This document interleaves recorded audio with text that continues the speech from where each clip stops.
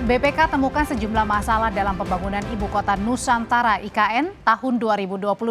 Sebelumnya, Kepala dan Wakil Otorita IKN mengundurkan diri dari jabatan.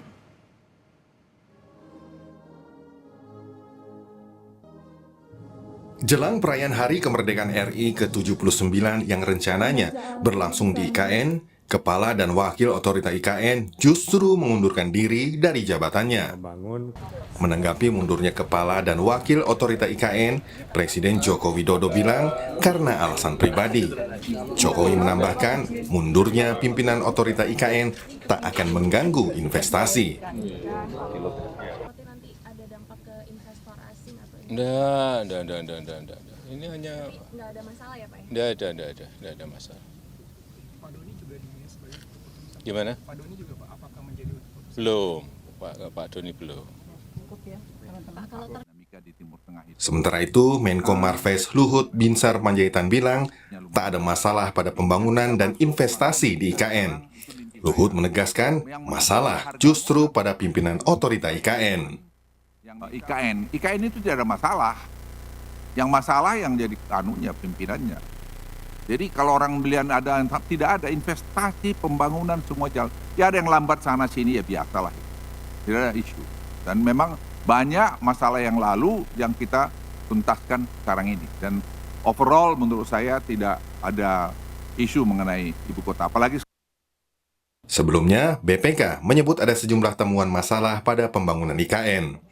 BPK menyebut masalah ditemukan pada pembangunan infrastruktur belum selaras RPJMN tahun 2020-2024 hingga Kementerian PUPR yang belum sepenuhnya memiliki rancangan. Hingga saat ini, pembangunan wilayah IKN diklaim telah mencapai 80%. Pembangunan Istana Presiden telah mencapai 74%, sedangkan perumahan menteri telah selesai 90%. Sementara fasilitas lainnya seperti lapangan upacara, progresnya telah mencapai 56%. Hunian ASN ditargetkan 47 tower selesai pada Juli mendatang. Sedangkan akses utama jalan tol, progresnya rata-rata telah mencapai 70%.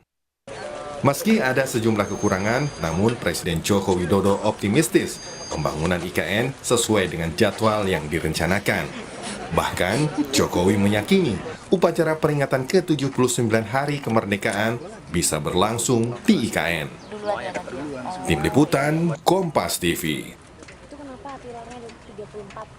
BPK temukan sejumlah masalah di pembangunan IKN, sementara Kepala dan Wakil Otorita IKN justru mengundurkan diri jelang upacara peringatan ke-79 Kemerdekaan Republik Indonesia yang rencananya akan berlangsung di IKN. Lalu apa yang menjadi kendala hingga BPK menemukan masalah maupun mundurnya Kepala dan Wakil Otorita IKN? Apakah keduanya ini ada berhubungan? Kita akan berbincang malam hari ini bersama anggota Komisi 2 DPR Gus Pardi Gaus dan juga pengamat kebijakan publik Agus Pambagio. Sebelumnya kami juga sebenarnya telah mengundang perwakilan dari pemerintah maupun BPK, tapi hingga kini belum ada konfirmasi.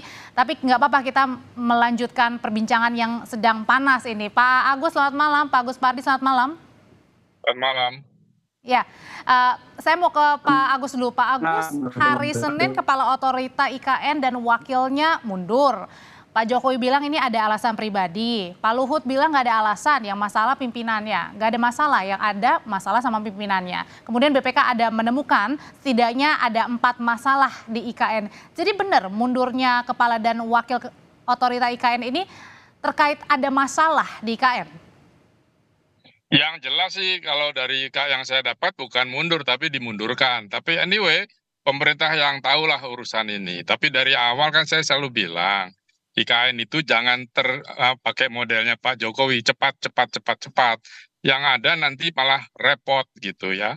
Terbukti banyak infrastruktur yang dibangun rusak sebelum saatnya dan untuk biaya perbaikannya mahal. Saya khawatir IKN akan seperti itu. Jadi kalau diduga-duganya mengundurkan diri berbarengan nih ya, wakilnya dulu baru ke ketuanya mundur ini karena nggak kuat dengan beban kerja. Iya, kalau dia diberhentikan, kalau dia mundur, kalau dia diberhentikan kan beda lagi. Ya kan? Nah, ini kan nggak jelas. Pokoknya santer mundur atau diberhentikan. Kalau saya kok rasanya ini diberhentikan karena ada persoalan Itu saja kan investor. Investor sih nggak akan datang meskipun tidak diberhentikan karena ini masih brownfield istilah saya karena itu tanah semua ya dari awal. Jadi nggak ada investor akan datang. Dia akan datang ketika sudah siap infrastrukturnya. Nah, tugas infrastruktur itu yang bangun pemerintah, nggak mungkin swasta harus bangun. Kembalinya dari mana? Misalnya suruh bangun hotel. Emang ada berapa orang akan datang ke IKN? Bangun rumah sakit. Emang ada berapa orang bangun sekolah? Jadi semua itu disiapkan oleh pemerintah dengan APBN. Itu saja. Kalau mengharapkan investor menyiapkan itu, nggak akan datang. Mana ada investor gila mau bangun gitu. Makanya karena salah satu dari temuan BPK ini menyebutkan bahwa ada masalah dalam sumber pendanaan alternatif selain APBN, yaitu KPBU kerjasama pemerintah dan badan usaha. Ya KPBU-nya pada bangkrut semua kan karya-karya itu. Soalnya mau cari mana lagi ya harus APBN. Sama seperti kereta cepat dan semuanya kan KPBU-nya jalan tol semuanya kan sudah habis napasnya swastanya maksudnya BUMN itu. Ya sekarang ya praktis APBN ada nggak uangnya? Nggak tahu saya. Nanti kan ada makan gratis atau minum susu gratis kan duit lagi. Nah maksud saya selalu saya katakan jangan buru-buru lah. Kita pindah rumah saja perlu waktu 1-2 tahun cari lokasi, airnya bagus atau ada, tidak, dan seterusnya. Kalau buru-buru, nggak bisa. Model Pak Jokowi ini cepat, akhirnya ya cepat rusak. Kalau gitu sekarang saya tanyakan ke Pak Gus Pardi. Pak Gus Pardi, sebenarnya kalau DPR ini mengawal terus nggak sih proyek IKN hingga akhirnya hari Senin kemarin nih Kepala dan Wakil Otorita IKN ini mundur nih? Ya memang kami Komisi 2 bulan yang lewat, yaitu tepatnya di bulan April, kita melakukan RDP dengan Otorita IKN yang dipimpin langsung oleh Pak Bambang. Itu beliau menyampaikan progress report daripada proses pembangunan itu. Saya ketika itu memang mempertanyakan terhadap proses report tersebut, di mana ketika itu masih ada yang 45%, 50%, 60%. Nah, padahal waktu yang akan ditempuh untuk penyelesaian itu, rasanya menurut saya sulit rasanya untuk dipenuhi. Jadi pada saat itu agak terputus Pak Gus Pardi. Jadi pada saat itu juga DPR menemukan ada masalah artinya? Persis tentang ada masalah atau tidak, tetapi yang jelas dari informasi yang beliau sampaikan oleh Bang, progres dipaparkan paparan yang sedang dilaksanakan. Capai 40-an persen, ada yang 50, ada yang kan Pak Gus Pardi. Progress report ya gimana? Mohon maaf Pak, sambil diperbaiki komunikasinya karena kita pengen dengar juga penjelasan dari Bapak. Saya mau kembali dulu ke Pak Agus kalau gitu. Pak Agus tadi katanya kan kemudian ada selain APBN ya, di luar APBN pendanaan alternatif itu sumber pendanaannya ada masalah juga soal misalnya persiapan lahannya, pemeliharaannya pun belum jelas, alokasinya juga belum jelas. Jadi siapapun pengganti kepala otorita IKN ini belum tentu bisa menyelesaikan masalah. Betul sekali, karena uangnya kan nggak jelas memang. Contoh, pertahanan, TNI AL, TNI AU, dan sebagainya itu belum ada anggarannya. Tapi Pak Luhut bilang nggak ada yang masalah kok. Ya Pak Luhut kan selalu bilang begitu, nggak heran lah. Gitu. Yang penting sekarang buka-bukaan saja. Di mana masalahnya? Menurut saya ada masalah pembiayaan di situ, ada masalah pembebasan tanah di situ. Karena saya jumpa dengan ahli waris dari Kesultanan yang mengatakan bahwa tanah mereka di Serobot di Pasar Pindah itu tanah kita secara ulayat, secara adat itu tanah dia. Ada buktinya dari pemerintah Hindia Belanda dan sebagainya.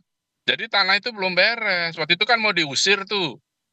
Di kilometer berapa itu mau diusir karena 7 kepala keluarga atau bagaimana lupa saya. Itu kan rame. Saya bilang nggak bisa begitu. Kalau usir-usir gitu tuh model developer kan waktu itu wakil ketuanya dari developer. Itu nggak bisa begitu. Harus pakai cara-cara birokrasi yang biasa dilakukan oleh PUPR.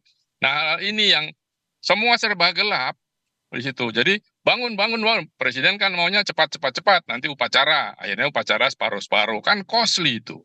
Nah jadi maksud saya janganlah cepat-cepat gitu. Satu-satu karena tanahnya kan juga tanah di Kalimantan itu spesifik, dia sangat lembek, tanah lempung gitu. Dan itu berbahaya untuk konstruksi. Saya atas saran dari beberapa ahli konstruksi yang kita diskusikan, itu nggak bisa main tanam-tanam gitu. Katanya sudah pakai teknologi, ya oke, tapi ini kan alam. Contoh ada bandara yang amblas 1 meter, itu urukan. Nah itu ditata dengan baik alam ini, jangan buru-buru gitu. Oke, saya mau kembali ke Komisi 2, mudah-mudahan saluran komunikasinya baik, Pak Gus Pardi.